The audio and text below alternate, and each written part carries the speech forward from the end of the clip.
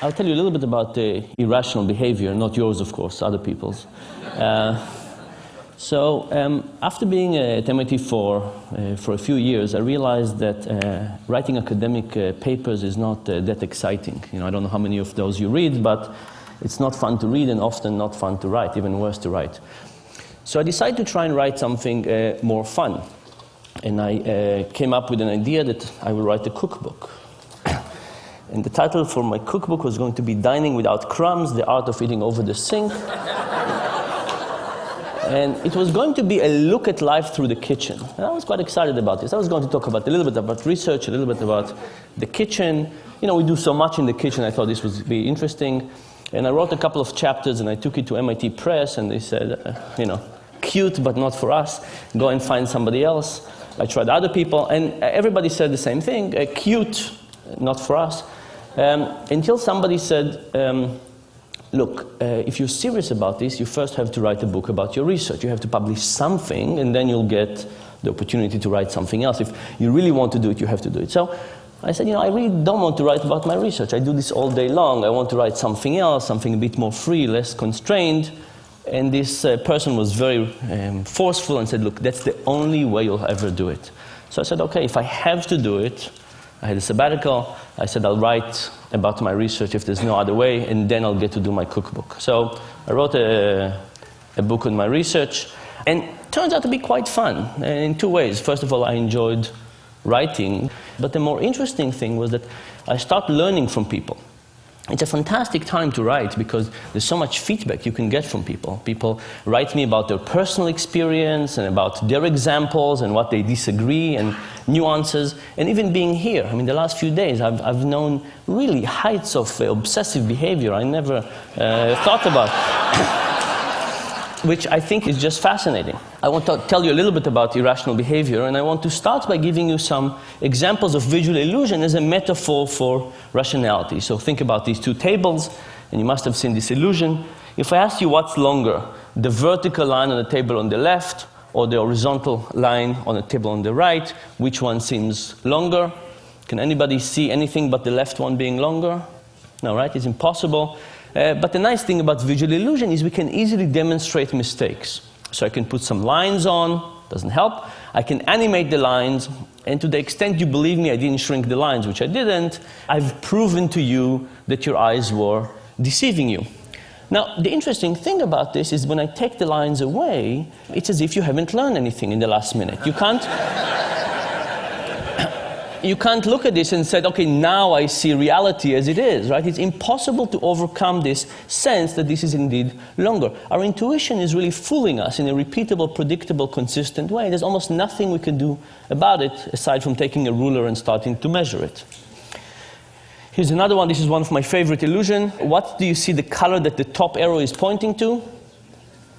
The brown, thank you. The bottom one? Yellow. Turns out they're identical. Can anybody see them as identical? Very, very hard. I can cover the rest of the cube up, and if I cover the rest of the cube, you can see that they're identical. And if you don't believe me, you can get the slide later and do some arts and crafts and see that they're identical. But again, it's the same story, that if we take the background away, the illusion comes back, right? There's no way for us not to see this illusion. I guess maybe if you're colorblind, I don't think you can see that. I want you to think about illusion as a metaphor. You know, vision is one of the best things we do. We have a huge part of our brain dedicated to vision, bigger than dedicated to anything else. We do more vision, more hours of the day than we do anything else. And we're evolutionarily designed to do vision. And if we have these predictable, repeatable mistakes in vision, in which we're so good at, what's the chance that we don't make even more mistakes in something we're not as good at? For example, financial decision making. Something we don't have an evolutionary reason to do, we don't have a specialized part of the brain, and we don't do that many hours of the day. And the argument is that on those cases, it might be the issue that we actually make many more mistakes. And worse, not have an easy way to see them. Because in visual illusions, we could easily demonstrate the mistakes. In cognitive illusion, it's much, much harder to demonstrate to people the mistakes. So I want to show you some cognitive illusion, or decision-making illusion in the same way. This is one of my favorite plots in social sciences. It's from a paper by Johnson and Goldstein. And it basically shows the percentage of people who indicate that they would be interested in giving their organs to donation. And these are different countries in Europe, and you basically see two types of countries. Countries on the right that seems to be giving a lot, and countries on the left that seems to be giving very little, or much less. The question is why? Why do some countries give a lot and some countries give a little? When you ask people this question, they usually think that it has to be something about culture, right? How much do you care about people? Giving your organs to somebody else is probably about how much you care about society, how linked you are, or maybe it is about religion. But if you look at this plot, you could see that countries that we think about as very similar actually exhibit very different behavior. For example, Sweden is all the way on the right, and Denmark, that we think is culturally very similar, is all the way on the left. Germany is on the left, and Austria is on the right. The Netherlands is on the left, and Belgium is on the right. And finally, depending on your particular version of European similarity, you can think about the UK and France as either similar culturally or not. But it turns out that from organ donation, they're very different. By the way, the Netherlands is an interesting story. You see, the Netherlands is kind of the biggest of the small group. Turns out that they got to 28% after mailing every household in the country a letter begging people to join this organ donation program. Right, so you know the expression, begging only gets you so far? It's 28% in organ donation. But whatever the countries on the right are doing, they're doing a much better job than begging. So what are they doing? Turns out the secret has to do with the form at the DMV. And here's the story. The countries on the left have a form at the DMV that looks something like this. Check the box below if you want to participate in the organ donor program. And what happens? People don't check and they don't join. The countries on the right, the ones that give a lot, have a slightly different form. It says check the box below if you don't want to participate. Interestingly enough, when people get this, they again don't check, but now they join the program. Now, think about what this means. You know, we wake up in the morning and we feel we make decisions. We wake up in the morning and we open the closet and we feel that we decide what to wear, and we open the refrigerator and we feel that we decide what to eat. And what this is actually saying that much of these decisions are not residing within us. They're residing by the person who's designing that form. When you walk into the DMV, the person who designed the form will have a huge influence on what you'll end up doing. Now, it's also very hard to intuit these results. Think about it for yourself. How many of you believe that if you went to renew your license tomorrow and you went to the DMV and you would encounter one of these forms, that would actually change your own behavior? Very, very hard to think that it will influence us, right? We can say, oh, these funny Europeans, of course it would influence them. But when it comes to us, we have such a feeling that we're at the driver's seat. We have such a feeling that we're in control and we are making the decision that it's very hard to even accept the idea that we actually have an illusion of making a decision rather than actual decision. Now, you might say, you know, these are decisions we don't care about. In fact, by definition, these are decisions about something that will happen to us after we die. How could we care about something less than something that happens after we die? So a standard economist, somebody who believes in rationality, would say, you know what? The cost of lifting the pencil and marking a V is higher than the possible benefit of the decision, so that's why we get this effect. But in fact, it's not because it's easy, it's not because it's trivial, it's not because we don't care, it's the opposite. It's because we care, it's difficult, and it's complex, and it's so complex that we don't know what to do. And because we have no idea what to do, we just pick whatever it was that was chosen for us. I'll give you one more example for this. This is from a paper by Redelmeier and Shafir. And they said, you know, would this effect also happens to experts? People who are well paid, experts in their decisions, do it a lot. And they basically took a group of physicians. And they presented to them a case study of a patient. And they said, here's a patient, he's a 67-year-old farmer, he's been suffering from a right hip pain for a while. And then they said to the physician, yes, you decided a few weeks ago that nothing is working for this patient. All these medications, nothing seems to be working, so you refer the patient to hip replacement therapy, hip replacement, okay? So the patient is on a path to have his hip replaced. And then they said, half the physician, they said, yesterday, you reviewed the patient's case and you realized that you forgot to try one medication. You did not try ibuprofen.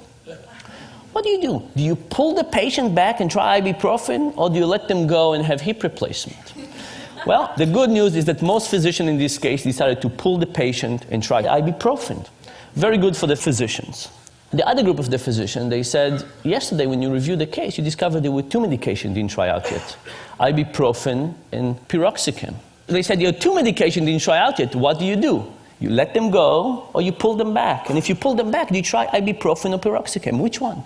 Now, think of it. This decision makes it as easy to let the patient continue with hip replacement, but pulling them back all of a sudden becomes more complex. There's one more decision.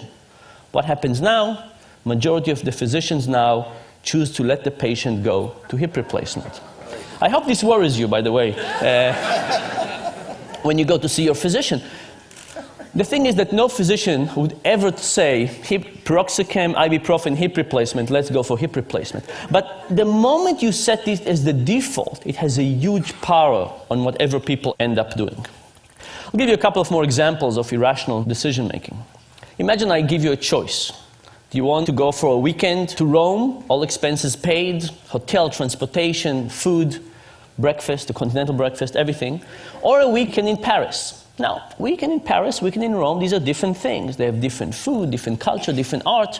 Now, imagine I added a choice to the set that nobody wanted. Imagine I said a weekend in Rome, a weekend in Paris, or having your car stolen. Now, it's a funny idea, because why would having your car stolen in this set influence anything? But what if the option to have your car stolen was not exactly like this? What if it was a trip to Rome, all expenses paid, transportation, breakfast, but doesn't include coffee in the morning? If you want coffee, you have to pay for it yourself. It's €2.50. Now, in some ways, given that you can have Rome with coffee, why would you possibly want Rome without coffee? It's like having your car stolen. It's an inferior option.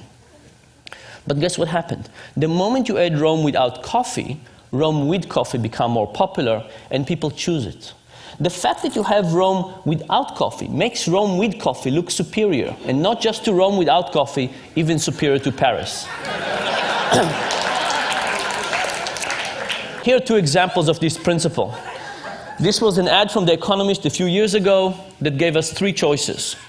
An online subscription for $59, a print subscription for $125, or you could get both for $125. Now, I looked at this and I called up The Economist and I tried to figure out what were they thinking. And they passed me for one person to another, until eventually I got to a person who was in charge of the website, and I called them up and they went to check what was going on, and the next thing I know, the ad is gone and no explanation. So I decided to do the experiment that I would have loved The Economist to do with me. I took this and I gave it to 100 MIT students. I said, what would you choose? And these are the market share. Most people wanted the combo deal. Thankfully, nobody wanted the dominated options. It means our students can read. But now, if you have an option that nobody wants, you would take it off, right? So I printed another version of this when I eliminated the middle option, and I gave it to another 100 students. Here's what happens. Now the most popular option became the least popular, and the least popular became the most popular. What was happening is that option that was useless in the middle was useless in the sense that nobody wanted it. But it wasn't useless in the sense that it helped people figure out what they wanted. In fact, relative to the option in the middle, which was get only the print for $125, the print and web for $125 looked like a fantastic deal. And as a consequence, people chose it. The general idea here, by the way, is that we actually don't know our preferences that well. And because we don't know our preferences that well, we're susceptible to all of these influences from the external forces, the defaults, the particular options that are presented to us, and so on. One more example of this. People believe that when we deal with physical attraction, we see somebody and we know immediately whether we like them or not, attracted or not. This is why we have these 4-minute dates.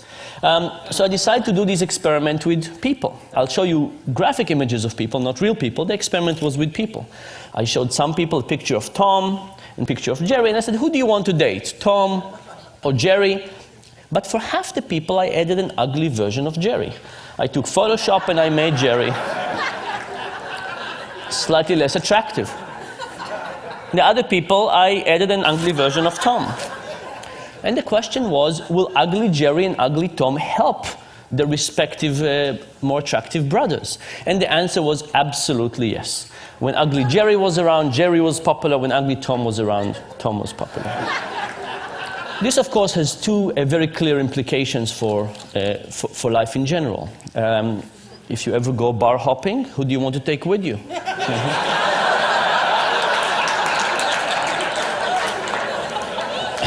You want a slightly uglier version of yourself. Similar, but slightly uglier. And the second point, of course, is that if somebody else invites you, you know how they think about you.